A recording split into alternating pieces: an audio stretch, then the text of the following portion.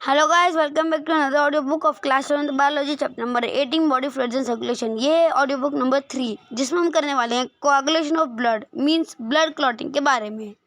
तो अगर मैं ब्लड क्लॉटिंग के बारे में बात करूं तो मैं इस पर्टिकुलर टॉपिक को कुछ गिने चुने 4 स्टेप्स के अंदर कंप्लीट करने की कोशिश करूँगा।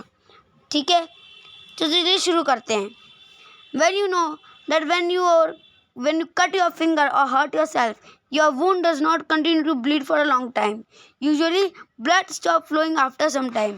जब हमें कोई कट लगता है या ब्लीडिंग होने लगती है तो ऐसा नहीं कि वो ब्लीडिंग बहुत देर तक होती रहती है, कभी रुकती ही नहीं। वो एक टाइम इंटरवल के बाद स्टॉप हो जाती है और वहाँ पे जो ब्लड है वो क्लॉट हो जाता है, यानी कोएगुलेट हो जाता है, यानी कि जम जाता है। और वहाँ पे खिपली, जिसको अपन यूजुअली खिपली कहते हैं, हालांकि उसको स्कम कहते हैं, स्कम डेवलप हो जाता है। Do you know why? तुम्हें पता है क्यों? क्योंकि ब्लड एग्जिबिट कोगुलेशन और clotting in response to an injury और ट्रॉमा। किसी भी इंजरी या ट्रॉमा में जो ब्लड है वो ब्लड के क्लॉट करने के प्रोसेस को अंजाम देता है। कैसे? अब ये समझते हैं। देखो, फर्स्टली क्या होता है, जैसे हमें कट लगता है कहीं पे तो ब्लीडिंग शुरू होने लगती है। जैसे ही ब्लीडिंग होती है तो ब्लड बॉडी के बाहर फ्लो होने लगता है। जैसे ही ये ब्लड ऑक्सीजन के कांटेक्ट में आता है तो ब्लड में तो सब कुछ है, corpuscles, plasma, platelet, RBC, WBC, antibody, antigens, immunity, कुछ डब्ल्यूबीसी के अदर टाइप्स। तो उसमें से जो प्लेटलेट होते हैं यानी कि थ्रोम्बोसाइट, वो क्या करते हैं, ऑक्सीजन के कॉन्टेक्ट में आके थ्रोम्बोप्लास्टिन बनाते हैं। थ्रोम्बोप्लास्टिन बाद में कैल्शियम और प्रोथ्रोम्बिन के साथ मिलके थ्रोम्बिन बनाते हैं। थ्रोम्बिन फाइब्रिनोजन के साथ मिलके फाइब्रिन बनाते हैं। और फाइब्रिन जो होते हैं ये एक नेट लाइक स्ट्रक्चर होता है जो हमारे वुंड पे आके स्टिक हो जाता है। और जब इस नेट लाइक स्ट्रक्चर से ब्लड पास होता है तो उसमें, क्योंकि जैसे ही एयर के कांटेक्ट में ब्लड आता है, जो बाकी के ब्लड कॉर्पसल्स होते हैं वो सूख के मर जाते हैं। तो जो सूखे हुए ब्लड कॉर्पसल्स होते हैं वो इस फाइब्रिन वाले नेट स्ट्रक्चर से बहने की कोशिश करते हैं, लेकिन वहीं पे फंस जाते हैं और ब्लड ब्लीडिंग जो है वो स्टॉप हो जाती है। अगर आपका कट मेजर है तब ये बहुत टाइम टेकिंग हो सकता है, लेकिन अगर ये कट माइनर है, आपको लगता है कि थोड़ी देर में रुक जाएगा, तो ये थोड़ा 5 से 10 मिनट का टाइम लेता है। लेकिन कई बार हमें कट ऐसा लगता है कि ब्लीडिंग बहुत तेज़ होने लगती है, जैसे सर पे लग गया या घुटने में बहुत ज़ोर से कट लग गया, तो उस केस में स्किन की जो टिश्यू है वो ब्लड और स्किन की टिश्यूज जो है जहाँ पे कट लगा है वहाँ की स्किन की टिश्यू आपस में कांटेक्ट में नहीं आ पाती। और जो स्कम होता है यानी कि पपड़ी जिसको बोलते हैं, खिपली जिसको बोलते हैं, उसके फॉर्मेशन में टाइम लगता है। इसलिए स्किन और ब्लड को कांटेक्ट कराने के लिए हम जो है ड्रेसिंग कर देते हैं, यानी कि सील देते हैं उस कटे हुए एरिया पे। ठीक है, अब इसमें 2 इम्पोर्टेंट बातों को याद रखनी है। पहला, कैल्शियम जो होता है ये और जो पोटेशियम होता है ये दोनों मिलके ब्लड क्लॉटिंग के प्रोसेस को स्टिमुलेट करते हैं। उसके अलावा जो ये थ्रोम्बोसाइट है, ठीक है, उसके अलावा क्या है, अपना एक और कंपोनेंट होता है बॉडी में जिसको अपन कहते हैं, अब इस बात को ध्यान से समझो, अगर अपने वेन्स के अंदर ही ब्लड क्लॉट हो जाए तो क्या होगा, क्योंकि बॉडी में जब तक कट नहीं लगता तब तक ब्लीडिंग नहीं होती, और जब तक ब्लीडिंग नहीं होगी तब तक ब्लड क्लॉट नहीं होगा। लेकिन क्या हो अगर अपने वेन्स या आर्टरीज के अंदर ब्लड क्लॉट हो जाए, तो उस केस में क्या होता है। देखो, वैसे तो ये होता नहीं है ज़्यादातर, और किसी को ना हो तो अच्छा है, लेकिन अगर हो गया तो अगर वेन के अंदर ब्लड क्लॉट हो गया तो इसके कारण हेमरेज हो जाता है। जो हेमरेज होता है, ऐसी किसी बॉडी में ऑलरेडी अपना ब्लड जो होता है, देखो हेमरेज कैसे होता है, अपने को पता है बॉडी में जो ब्लड है वो 120/80 की स्पीड पे बॉडी में फ्लो करता है।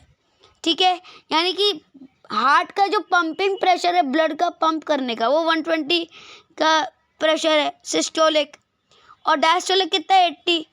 तो जब 120 के प्रेशर से ब्लड पंप करता है हार्ट, ठीक है, हार्ट जो है ब्लड पंप करता है, तब जिस वेन में ब्लड क्लॉट होता है वहाँ की वेन ब्लॉक हो जाती है और पीछे से 120 की स्पीड से ब्लड आ रहा होता है।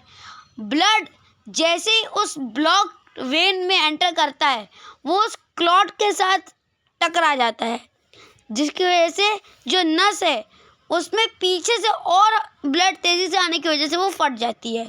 इसको सिंपल वे में समझो।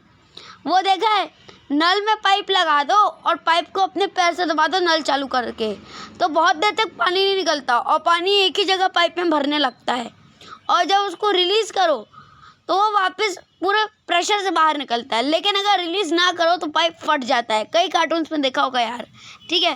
तो ऐसा ही कुछ वेन के साथ होता है।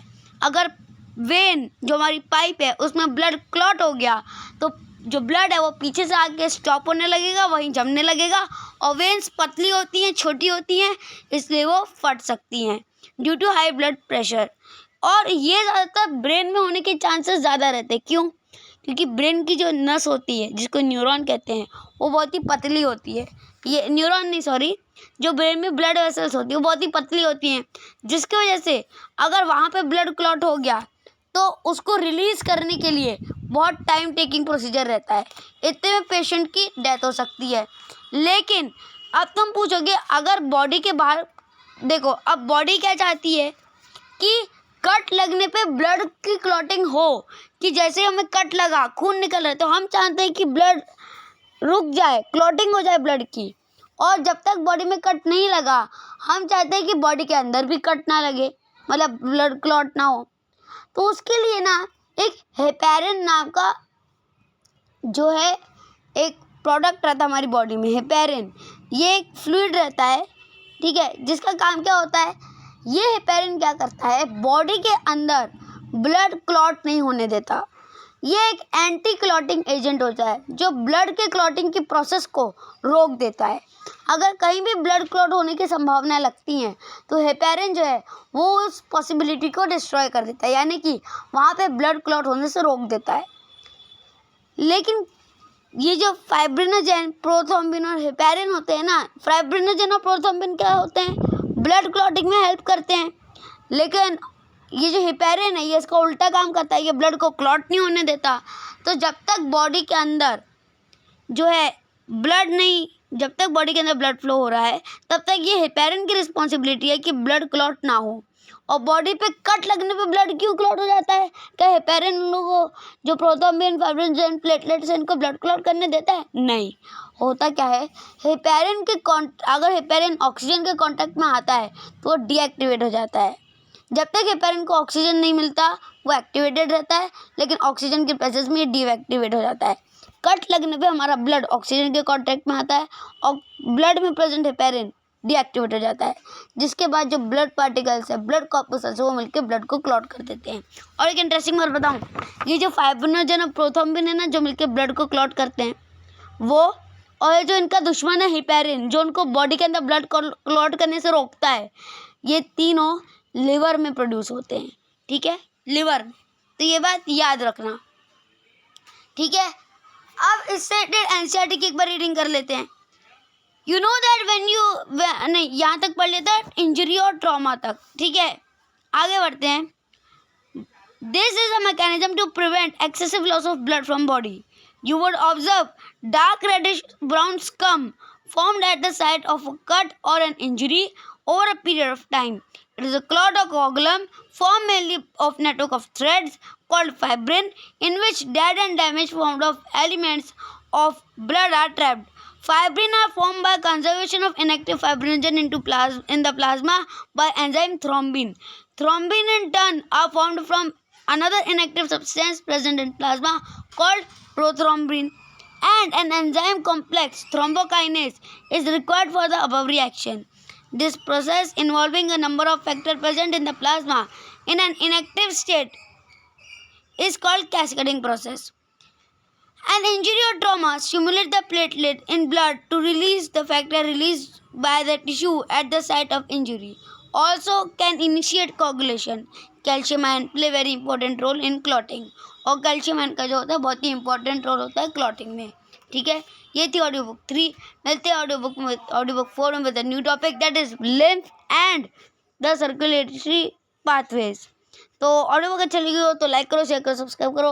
10 से लेकर 12 तक के ऑडियो बुक्स की प्लेलिस्ट ऑलरेडी तुमको वीडियो लेक्चर के फॉर्म में, ऑडियो बुक नहीं, 10 से लेकर 12 तक की जो चैप्टर के वीडियो सोल्यूशंस है, मतलब वीडियो एक्सप्लेनेशन डिटेल्ड फॉर्म के, वो चैनल पे मिल जाएंगे। और विक्रमादित्य राव की प्लेलिस्ट में तुमको पता है सारे वीडियोस अवेलेबल हो जाते हैं।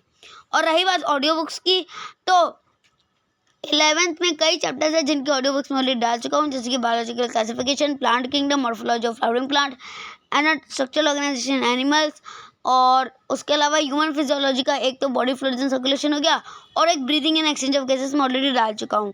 अब मिलते हैं next audio book, that is audio book number 4 with the topic that is lymph and the circulatory pathways. ठीक है, और फिर पार्ट 5 में अपन ह्यूमन हार्ट को कवर करेंगे डिटेल में।